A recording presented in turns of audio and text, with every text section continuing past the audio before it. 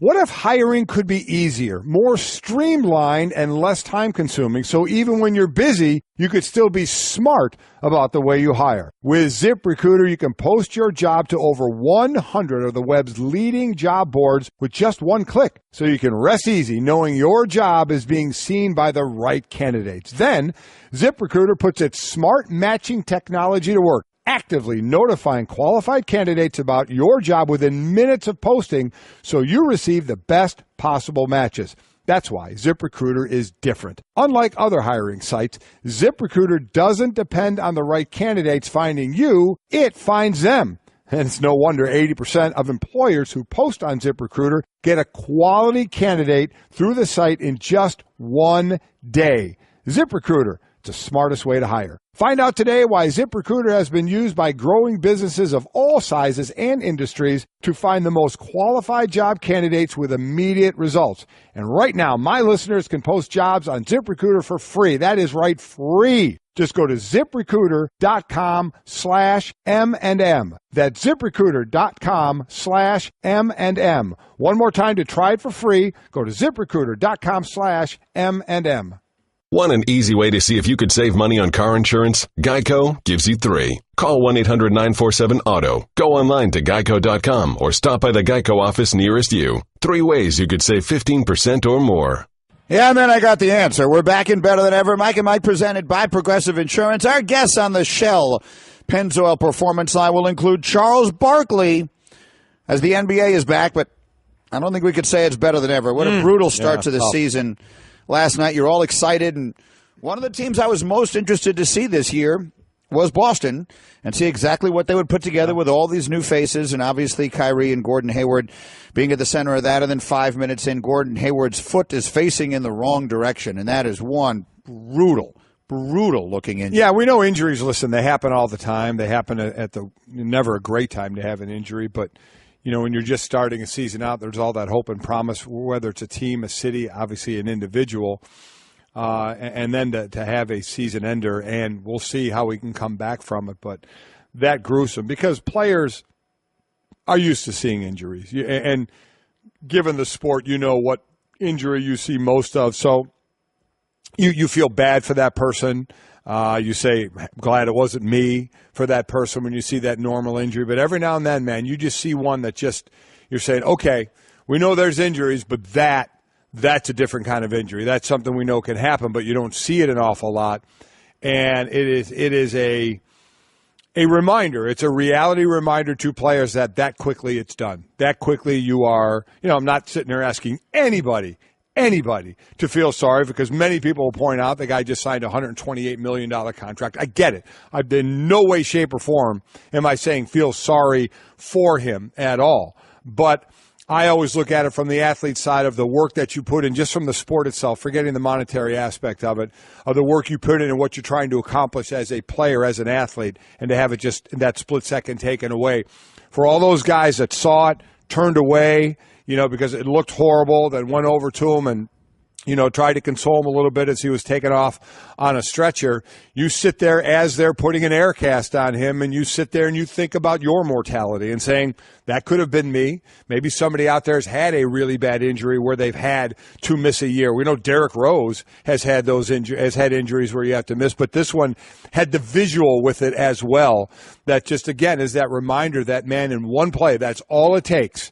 And from the actual playing basketball side of it, it just can be over, and your immediately changes to now you're going in, you're getting surgery, then every day is just about lonely, grinding rehab. And, and I hear the coach saying we're going to, you want to keep them part of everything, and it's just tough to do. When you're injured, and anybody who's injured and missed significant time, you feel like a ghost. You feel like you don't belong on the team anymore. You're doing everything on your own. It's lonely, it's difficult, and it's the fight to get back to where you were. There are a lot of different ways or a lot of different things this makes one think about. One of the things is how remarkable and how far medical technology have come in the years that I've been following sports. So I'll give you 2 examples, not to go too far afield. My favorite player at one time in the NBA was a guy named Bernard King. You remember Bernard King in the 80s. He was a superstar for the Knicks. He was an unstoppable offensive player. And then one night in Kansas City, they don't even have a team in Kansas City anymore, He tore up his knee, and at that point, that was a professional death sentence. Right. When you tore your ACL, you were done as a basketball player at that point. This is the early 80s. He wound up coming back and making an All-Star team. He became the first player ever to make the All-Star game after having torn an ACL. So you see how far that's come, because now an ACL is basically, a 9-month injury, and then you're back. Right. The other one, the first injury of this kind that I can remember is Joe Theismann. Joe Theismann never played again. Right. He never played again. For those that don't remember, it was Lawrence Taylor that as Joe was stepping into a throw, fell right on his shin and bone area right there below the knee and just snapped it. Just snapped it, and that was it. Theismann was lying on the ground yelling, "I'm going to get you, LT," and Lawrence Taylor looked at him and said, "Not tonight, you're not." Yeah. And I mean, that's the legendary story, and Joe Theismann never played again, and he was a really good player. Mm-hmm. And now I just retweeted Connor Barwin's tweet, because of all the tweets that I saw yesterday about this, and there was a lot of really nice stuff, including, I thought, classy by the Utah Jazz to tweet a nice message at Hayward. But Connor Barwin, the NFL player, tweeted a picture of himself holding his leg. His foot is facing the wrong direction. Wrong way. And he tweeted, "Feel for you, Gordon Hayward. First series, first game, 2010." Meaning, referring to himself and his injury. Missed the entire season, but haven't missed a game since. No. And that's where we are. That's what you hope for. One would assume, one would hope, and I think expect that Gordon Hayward will come back next year and hopefully be the same player that he was going to be this year. So and that's obviously hopefully, and it's not assured of that, but that's certainly what we hope. But for the Celtics, for at least this season, it's a devastating blow. It definitely is. And again, it's not how far or where can they still be the top seed, or they're going to make the playoffs. They're just not as good as they could have been to make that run. So to me, everything just got delayed a year. You still get the development, of a Brown and Tatum. Jaylen Brown was a leading scorer for them last night, and get that year of experience. But I love where this team was going. I love what they put together, and I love the future of this team. So now it's, can Gordon Hayward come back, who is 27, 28 years old, so he's young. Can he come back from this? How can he come back to what he was? And with modern technology, hopefully he can, and see where this team goes. But it's without a doubt delayed a year. Money Mike tweets, "I sincerely hope Hayward recovers, because they will be better than a lot of people expected." I don't know how much better than expected they could be. I think most people expected them to once again be the first or second best team in the Eastern Conference and have a shot to get to the finals. Right. So, I mean, they were expected to be really good.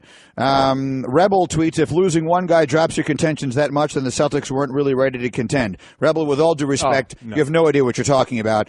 This is true of practically every team in the NBA. How about the Green Bay Packers? How's that looking? They were a Super Bowl contender. Aaron Rodgers goes down, they're done. LeBron gets hurt, the Cavaliers are no longer a contender. The only team that could absorb a loss of a superstar is Golden State. Exactly right. Because they're so loaded with so many of them. I want to play you one other thing from the NBA. I want to get the Ramona thing ready, guys, because as a new NBA season begins, this really bothered me. I haven't heard it. I've read Ramona's report on it. But let's hear it. So here's Ramona Shelburne last night covering the big NBA opening night at Golden State. They raise a banner, and it's all great. And we just had Adam Silver on the other day, and he's talking about how we've put some new rules in place that hopefully will curb this idea of superstars resting, players missing games when they're healthy, and all the rest of that. And humor us. Yeah. Let us at least think it might happen. For at least a little while, huh? Here's Ramona Shelburne last night. You know how the Spurs kind of invented the idea of resting during the season? I had one Golden State official tell me yesterday, we may go full Spurs this year. I mean, they've gone to 3 straight finals, and now they're trying to go to a 4th and a 5th and a 6th. This is a team that is thinking about history and legacy at this point. It's not just about this year, it's about and beyond. And, they basically said, we understand the NBA has a policy now that they're trying to emphasize players playing in marquee games, and they appreciate the schedule's been stretched out, but their job is to be ready to come June. And so, you see Andre Iguodala sitting out. Like, this is the start of this. Now, they may not sit 4 guys out in a night as scheduled rest, but if anybody so much as has a sore thumb, they're going to rest because they need to make sure their guys are ready come June. Listen, I'm with you. Why give that? Why say that? I mean, I just...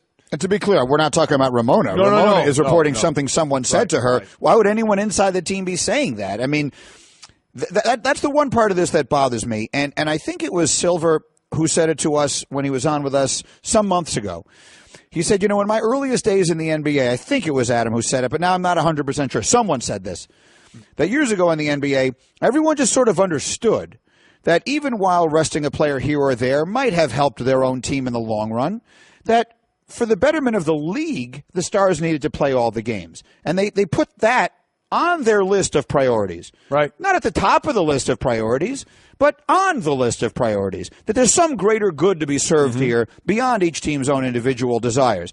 And look, I can't criticize any organization, any team, for putting their own desire to win a championship first and foremost. That's what we want them to do. I'm not criticizing that. But I would like to see them recognize that I don't think it makes any difference to who wins the championship this year, that this guy sits out a game in November or in February. I think that there are players who are looking at it and thinking that it may elongate and prolong their careers, and I understand their interest in that. Right. But at minimum, don't tell us that the opening night I agree of the with season. that. I agree with that. And I disagree with you. I think guys that rest picking spots to rest can help them this year. I firmly believe that. But I'm with you on not saying it. I understand the league wanting to change it, especially for the TV games, because let's be honest, a lot of this is about money, and a lot of it is about the billions of dollars that networks, including this one, are giving the NBA. You want to appease those people, even though it's guaranteed for the next umpteen years that they're going to be getting that money, but you still want to make your partners happy. So I believe the underlying tone is have you guys play those games, okay? And underlying, because they're not going to say it publicly, because you don't want to disparage the fan, because the game's not on a big night of TV. It's on a Wednesday that fans still are paying money to go see that team, and there may not be the Stars playing. I get it. I understand that. But I really think the big issue is those TV games, and I think, as I said, the underlying tone is play those games. Let's have that good roster for those big TV games. You got to rest somewhere else. I get it. That's my thought. There are 17 games on ABC this season. None of them will be on the second game of a back-to-back when they are played. Right. That's obviously not done by accident. You know me. It almost bothers me that they're prioritizing those games, because I work here, so I recognize the significance of that and how important it is to our company to have good marquee matchups. But, I mean, every game should matter. Every game has 20,000 people sitting in that building who paid good money to go see it. And as Joe DiMaggio famously said, every game has at least one person who's never been to a game before. And if that person is not seeing a great player, the person that, I mean, to whom much is given, of whom much is expected. What year was that? What year was what? That DiMaggio said that? Oh, I mean, he retired in the early 50s, so a very long time ago. I get it. Okay. But, they named a highway after him. So, like my point is, like, that's one of the ways that you become beloved, is because it does matter to you something beyond just the immediate. Like, he felt an obligation to give everybody his best, not just his teammates. Do you think that shows up anywhere in the paragraphs describing LeBron James 20 years from now? No, it doesn't. I don't. And he's the one you talk about the most, quite honestly. And he missed, 5 games? To me, and I completely agree with Adam Silver, this is overblown. And I'll say it. You were one of those that did it. I will continue overblowing it. I know you will. And I do think it's overblown for the amount of games that guys actually miss. And something, the old-time players, including Charles Barkley, rips these guys for it because they all played 82. And I get it. I understand it. But I do think it is overblown a little bit. I also understand Charles is saying now not only do these guys rest, but now they're changing around everything to help them, not rest or be better or be more rested. And I understand. But you know what? If you can do it, and is it not going to hurt anything? It doesn't affect anything, right? By making these TV games not the second game of a back-to-back. If you can work it all out, why not? Yeah. Work it all out. Well, I'm thrilled that they're doing that. Yeah. What I'm saying is, when you ask, does it affect anything? Well, I'm thinking of all those fans in Memphis that night who paid premium ticket tier money, by the way. They put that game on a special tier of most desirable games. Like just yesterday, my son Steven and I were sitting there having dinner, and we looked up the Knicks schedule. And we're looking at the different games that we think, when does this team come to town? When does that team come to town? Which games what might we be most interested in going to? And the one thing about living in New York is that these guys aren't going to rest at the Garden. They're going to come play that game at the Garden. Mm-hmm. But there was a family, there were people sitting at that same table yesterday in Memphis who say, I can't wait till Cleveland comes to town. I can't wait till Golden State comes to town. And they're looking at those games. And if those players don't play those games, those fans are going to be disappointed. I get it. And that's who I'm thinking Not every of. player plays every game. It doesn't happen. But it's certainly. I don't mean to have this argument all over again. That's what we're doing. But if they're healthy enough to play, there isn't any reason they shouldn't play. Right. If they're hurt, they don't play. Okay. But if they're healthy, they should play. And so I don't understand why the executive wouldn't have said to Ramona what that guy said to Ramona could easily. It's a question of how you spin it. Mm-hmm. He said, if anyone is even remotely injured, they're not going anywhere near the court. Almost like he's making it into a joke. Yeah. The flip side of that is, every player who's healthy is going to play every game this year. Just say that. And then if they're not healthy, they don't play. I agree with the message and all that went on in the offseason. That was a bad thing to say publicly or to say to someone who's going to report it. I completely agree with that. Well, We'll continue to differ a bit on the rest and how, in my opinion, overblown it's been. We're Mike and Mike, brought to you by Dollar Shave Club. Upgrade to shaving with a fresh blade whenever you want for a fraction of the price. Join dollarshaveclub.com today. Charles Barkley with his thoughts on all this. Coming up shortly, again, just an incredible little juncture in the sports calendar. Fascinating baseball yesterday.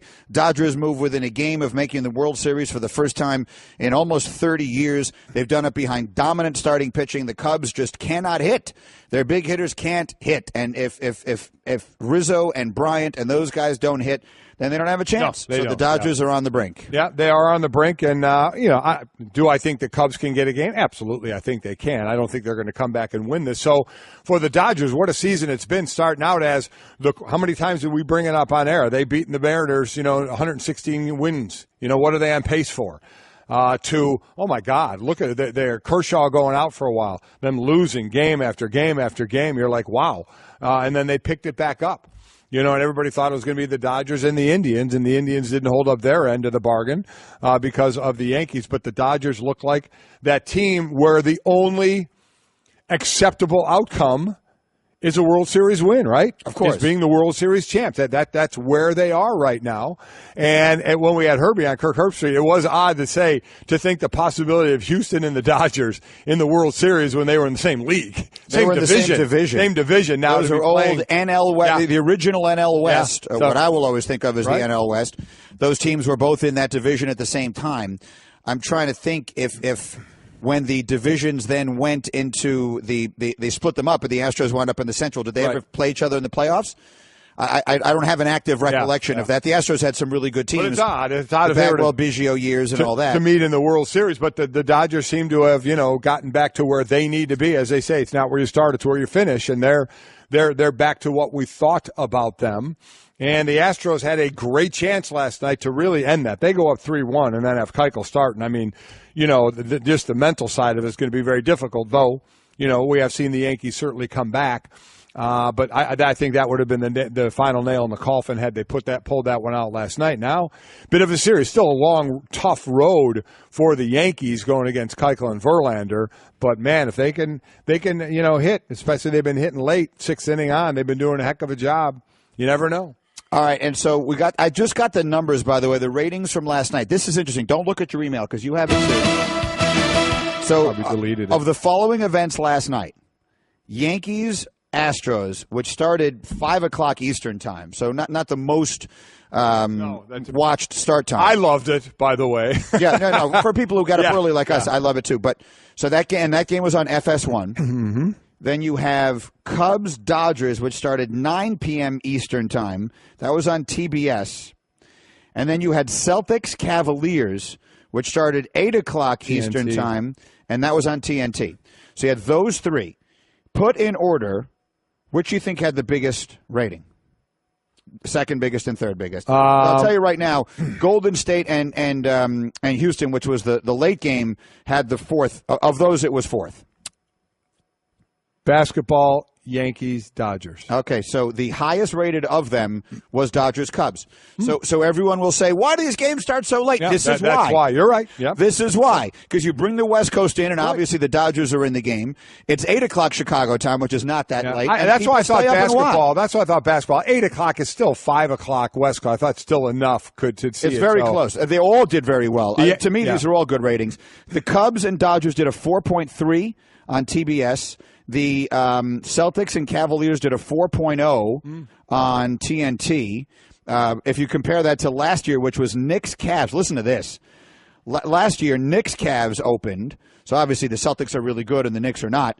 But the Celtics and Cavs this year, last year's opener, they did a 2.2 rating. Last night they did a 4.0. Wow. So it was a 4-3 for the Dodgers and Cubs, a 4.0 for the Celtics and Cavaliers, and then a 3.8 for the Yankees and Astros, which would have been much higher. Oh, yeah, 5 if that game started 2-3 hours later. Completely. So really good ratings all the way around. So people are watching. It's good time to be clicking the TV and sports. That's for sure. Great time on the sports calendar. Yeah. Mike and Mike presented by Progressive Insurance. We'll have Charles Barkley on the Shell Pennzoil Performance Line in just a second. Can I just share with you one, because a lot of people are bringing it up in my Twitter. Okay. So one really humiliating thing that happened to me yesterday. Did you happen to see it? Well, is it when you ate the ribs? No. This wasn't on the air. When you held the fingers like it was when you held the rib like it was the most disgusting this was not thing? something that happened on the air. Okay. So I have a relatively new car. It's not that new, but it's pretty new. I've only had it for a short time. Right. And I get into the car yesterday to drive to the golf course in the middle of the day. I was not the last person to drive it at that point. Someone else had been driving it since I was last in it. And by the middle of the day yesterday, it turned into a nice day here. Yes, it was very cold in the morning, right? But it had turned into a very nice day. So I'm driving myself to the golf course. That's about a 15, 16-minute drive from my house to the golf course. Right. Okay. And I'm driving along. It's a beautiful day. I'm in a good mood. I'm going to go play golf. And all of a sudden I realize I'm not comfortable. Why am I uncomfortable sitting here? And then it occurred to me, I'm uncomfortable because my butt is on fire. My seat heater is on. And, I mean, it is blastingly hot. It was like I was sitting on a furnace. Okay, turn it off. You don't need it. For the life of me, I could not figure out how to turn it off. Yeah. I pushed everything. I touched everything. I got red buttons. I got this buttons. I'm turning knobs. Why don't you look for the button that has the picture of the chair and the squiggly lines? It doesn't. As God is my witness, it doesn't. I'm going to take a picture of it and tweet it. There is no little picture of a little icon of a chair. Somehow there's some newfangled thing. I couldn't. No, there's not. Mike, I got to the golf course. I'm sweating. You just didn't like see a it. Pig. I am. You just didn't see it. Drenched in sweat. Did you ever turn it off? No. You still haven't found it. It's still on. I can't turn it off. You are an idiot because there will be a picture of it. I'm telling you right now, there's no picture. There will be a picture somewhere. There's something you push in, but as I remember getting it explained to me when I got the car, but for the life of me, I couldn't remember it. So yes, and they're all saying, how long would it take Golic to turn it off? Under 10 seconds. Yeah, I'm sure you would. This is me being me. But I drove all the way to the golf course, and I mean, I've got the window now open. I've got the air conditioning on and the seat heater on, which is I'm sure the car is in a state of just total dysfunction. Yeah. Because what idiot is driving with the air conditioning on and the seat heater on? For the life of me, I could not turn it off. And so you still don't know where it is? No. I don't. You really Well, after I finished playing, I forgot about this. Yeah. But just now, when I was looking at some of the tweets on the resting, I saw a bunch of people asking me if I ever got the seat heater off. So that's the answer to the question. It's embarrassing. Okay, and I'm making no bones about it. It's embarrassing. This is what it's like to be me. Hey everyone, Mike Golic here. Support for Mike and Mike podcast comes from our friends at Rocket Mortgage by Quicken Loans. Chances are you're confident when it comes to your work, your hobbies, your life. Rocket Mortgage gives you that same level of confidence when it comes to buying a home or refinancing your existing home loan. With Rocket Mortgage, you can apply simply and understand fully so you can mortgage confidently. To get started, go to rocketmortgage.com/Mikes.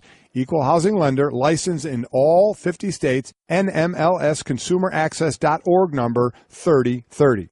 I just saved hundreds of dollars by switching to Geico. I'm so happy, I feel like I can fly. Disclaimer, you will not be able to fly by switching to Geico. This is against the laws of physics and nature. If you find yourself flying, please seek professional and or medical help immediately. In the unlikely event you find yourself flying, you might be a superhero, or a pigeon, or a superhero named Pidgewoman, who was bitten by a radioactive pigeon. If you are indeed Pidgewoman, Geico retains all licensing publishing rights in the event Pidgewoman the movie becomes a top-grossing Hollywood blockbuster. Geico. 15 minutes could save you 15% or more. All right, we are Mike and Mike, and as we've been discussing all morning long, the NBA season got off to a remarkable start yesterday. We were also looking forward to it. One of the teams we really wanted to see was the Boston Celtics with their brand new stars in Kyrie Irving and Gordon Hayward, and 5 minutes in, it goes completely the wrong way. From TNT, here's Charles Barkley, who was watching it all last night, and he joins us bright and early this morning. Good to talk to you again, Charles. How are you today? I'm good, man. Thanks for having me. It's always our pleasure. Let's start right there, however, unfortunately, with the bad news. I'm sure many of our viewers and listeners were watching you guys when you had the game last night. What is your takeaway from what happened with Hayward last night? Well, you just feel bad, and I think you could see on the faces of the Cavaliers when somebody gets hurt in our sport, it hurts everybody because we're part of a fraternity. And I just felt bad for Gordon. I feel bad for the Celtics.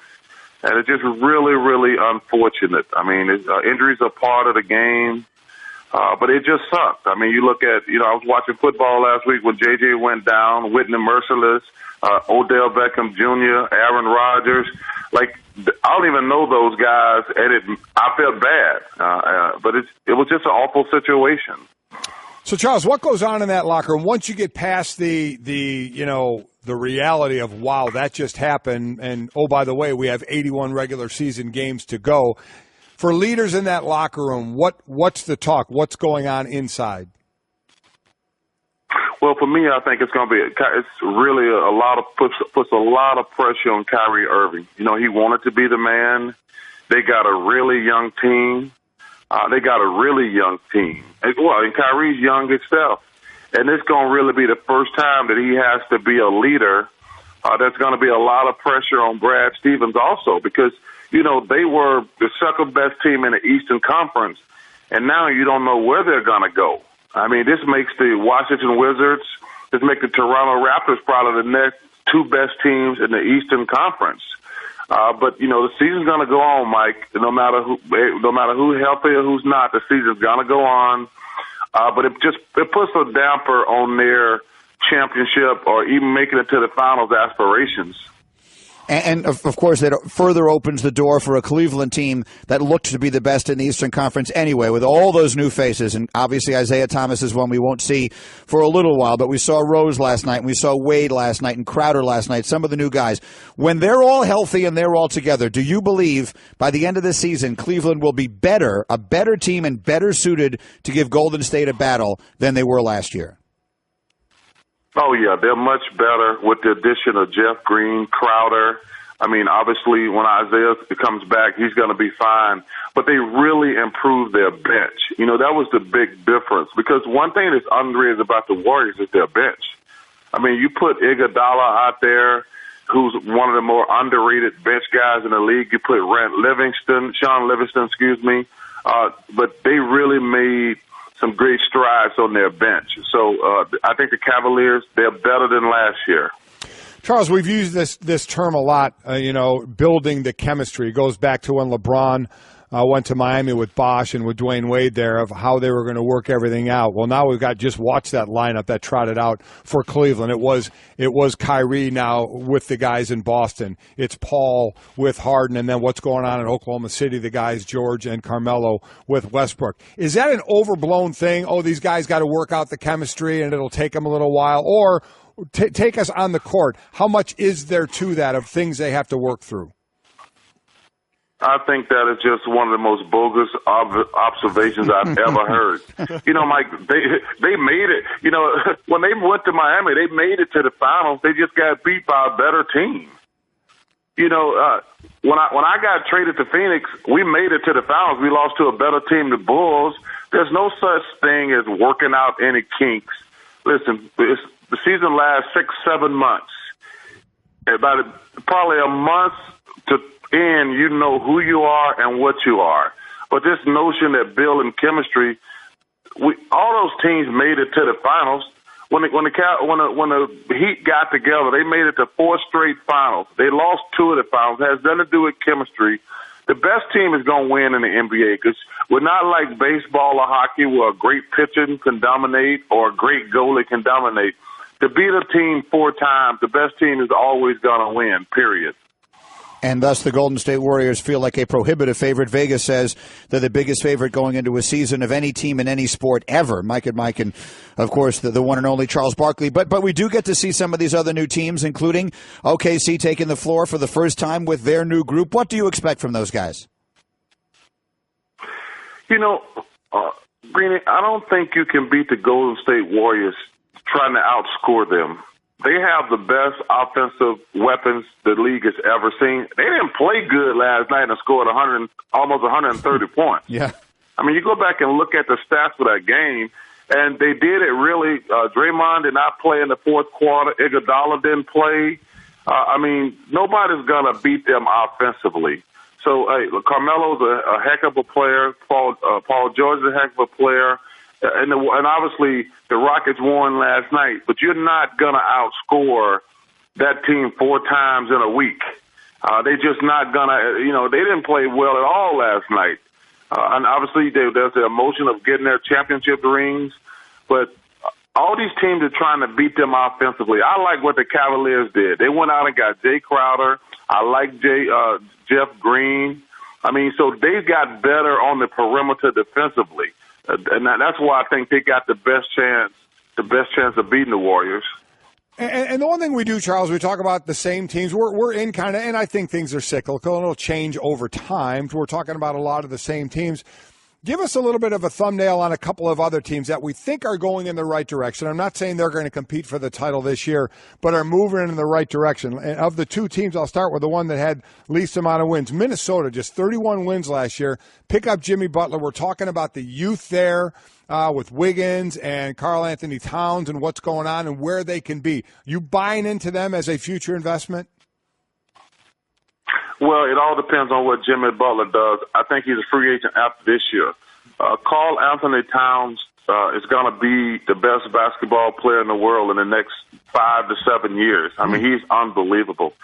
Now there's a lot of pressure on Wiggins. He's gotten all that money now, and I agree with the owner. Hey, are you going to play better now that I'm giving you $100 and some million? I mean, yeah, you better play better.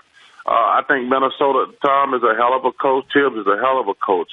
But people don't get a chance to see Karl Anthony Towns play, but he's going to be like Anthony Davis. He's still amazing. I mean, they just haven't won down in New Orleans, but Minnesota is definitely on the right pace. But they got some young guys. But, man, there's a lot of pressure on those kids in Minnesota because they got a lot of pieces now. They actually, if they were in the Eastern Conference, they might be the second-best team in the Eastern Conference, but it doesn't matter. They're out west. With the Warriors, with the Spurs, and obviously the Rockets. Listen, don't sleep on the Portland Trail Blazers. They're going to have a really good team. So it's going to be interesting out west who comes in second place. And you mentioned if they were in the East, what they might be. Well, let's go to the East. And a team that was a 6th seed last year, Milwaukee, 42 wins. They didn't add any of the big names, but they have the Greek Freak, and a lot of people like what they're doing. And they are in the East. So how about them? Are they a team you buy to their upside? I'm not sold on Milwaukee yet. I just think that if you look at the way things out, Toronto and the Wizards are the second and third best team now that Gordon Hayward is out. And listen, when it comes to 5, 6, 7, 8, there's a bunch of teams that can go any way. Milwaukee, to me, at best, they're the 5th best team. And but no, nobody is in the same conversation. The Wizards, to me, are probably the most intriguing team because of their backcourt. But the Cavs are the best team in the East by far. And then there's all the teams that we're not talking about, and we'll leave it with this thought. Your old competitor, Michael Jordan, who owns a team now, of course, said that he's worried that the super teams are going to leave it where you have a couple of teams that matter and everybody else is garbage. We brought that up with Adam Silver earlier this week, and he downplayed that, and it's understandable why the commissioner is going to try to downplay that. A lot of people like the super teams. There's huge, glamorous matchups on TV all the time. But as a guy who played in the league a long time and you watch all of the games, are you worried about that? I've been worried about it for the last couple of years because we got to have some type of competitive balance. The problem we have, Greeny, is even though, people say the Lakers won, the Lakers didn't win all the time. The Celtics didn't win all the time. Nobody looked at the Bulls or a super team. But the biggest problem is guys didn't, they talk about collusion with the owners. Guys didn't collude like the players do today. They wanted to compete. And we still had some stars. They might not have won, but we still had stars in other cities. They wasn't all playing together. And at some point, if I'm a fan, I'm going to say, why am I buying season tickets? They only got 3 or 4 teams that can win it. Even when we didn't win it, you think about it. Reggie Miller was great in Indiana. They were competitive. Patrick Ewing in New York. We were pretty good in Phoenix. San Antonio, before they got great, they were still pretty good with David Robinson, Akeem, before they won, they were pretty good down in Texas. The Mavs were good when Dirk was there. But now, listen, I think anybody who says it's not going to be the Warriors and the Cavs, I think they're just hoping to get something right and just taking a stab in the dark. But it's probably going to be those two teams for the fourth. Think about that, too. There's a reason no teams have played 3 years in a row in the finals, because it was tougher to get to the finals than it is today. I agree. Yeah. I agree. I think we're yelling into a storm because no one agrees with us. But Charles and I will stand on this one together. Charles, great to have the season back. Great to have you back. We'll talk to you again soon. Thanks, Charles. Mike and Mike reminding you, if you missed any of the show, including John Gruden in Hour 2, you can listen to all 4 hours of Mike and Mike On Demand in the ESPN app. And now you can subscribe to our Best of Pod, all available in the Listen tab of the ESPN app. Well, part of it, don't you understand? A super team is a team that can't – it's not just a team that happens to be super, but it's a collection of superstars that come together. That's what makes them a super team. I wasn't listening. Meanwhile, I've got a good story here to wrap up our day with, and that is about a good guy, Chris Long, who, by the way, will be a guest on the Ryan Russillo Show in his first hour today on ESPN Radio and ESPN News. Chris Long is donating the rest of his year's salary to increase educational equality. The Philadelphia Eagles defensive end already gave up his first 6 game checks to provide 2 scholarships for students in Charlottesville, Virginia. Now he's using the next 10 to launch the Pledge 10 for Tomorrow campaign. Here's a quote. "My wife and I have been passionate about education being a gateway for upward mobility and equality. I think we can all agree that equity and education can help affect change that we all want to see in this country." He signed a 2-year blah, blah, blah. The rest gets into that. So, anyway, one way or another, we already knew he was donating his first 6 game checks. Mm-hmm. He went to UVA, and so that's why the events in Charlottesville were so personal for him. And now he is donating his entire year's salary. Listen, this is a guy that's been active for the foundation, Clean Water around the world as well, in places around the world, raising money and getting clean water in areas. I mean, he's a guy that does a lot, and he gets other people involved to do a lot. I mean, it's a royalty family in the NFL, from Dad Howie, Mom Diane, and Kyle Long, who was a first-round pick for the Bears, does a lot as well publicly, and Chris does as well. It's a great representative family of what they do, not only on the football field, being great players on the field, but what they do off the field and the influence that they can have off the field, and putting so many people, that complain about the players saying this or saying that, say put your money where your mouth is. Well, a lot of times these guys do, and sometimes it's public and sometimes it's not. And sometimes when they make it public, some people say, well, they're only doing that for attention. But other times you make it public to raise more. J.J. Watt is not raising $37 million by keeping that quiet. Right. That he wants to raise money. So, yeah, are there times where guys do it because it looks good? Yes, I'm sure there is. There's no way I can say it's not. But there are times you go public to raise more money. You have a voice to raise money for things. Chris Long uses his voice for that. He uses his action for that. As I said, his brother does, and that family and what they do. So it's great to see. And there are many players that do that. I guess that's the point I want to say as well. And sometimes you don't see it, sometimes you do. But a lot of players in a lot of sports do a lot of good things. So they have the ability to. They put their money where their mouth is, and they show with a lot of action. So, again, he will be on with Ryan today, Ryan Russillo on ESPN Radio and ESPN News, 1:15 Eastern Time. Okay, before we call it a day, we got 2 baseball games on today's schedule. Yes, we do. Obviously, a ton of hoops and hockey as well. Cubs win! Cubs win. So you're keeping their season alive. Keeping it alive. Even though you've buried them already. Oh, they're not going to win the series. Your first question to Chris Singleton was looking back on the Cubs season. It's over, but they'll win a game. I believe they will win a game today as well. Yeah. And then how about the Yankees against Keuchel? I don't see it. Keuchel's too good against them. I mean, listen. Just got to outlast them. Here's the thing. They don't have to beat them. They got to outlast them. Am I going to come in here tomorrow morning if the Yankees win and say I'm totally unbelievably shocked and what an unbelievable? No, because, listen, they're hitting the ball when they need to hit the ball now, and Gregorius and Judge and Sanchez, what they're doing incredibly well. So, no, I'm for them. But I think Houston wins. I think the Yankees win. Yankees win. Should be a fun day. Everybody enjoy it. Remember, both games are on ESPN Radio. We'll see you first thing back here better than ever tomorrow morning. Mike and Mike.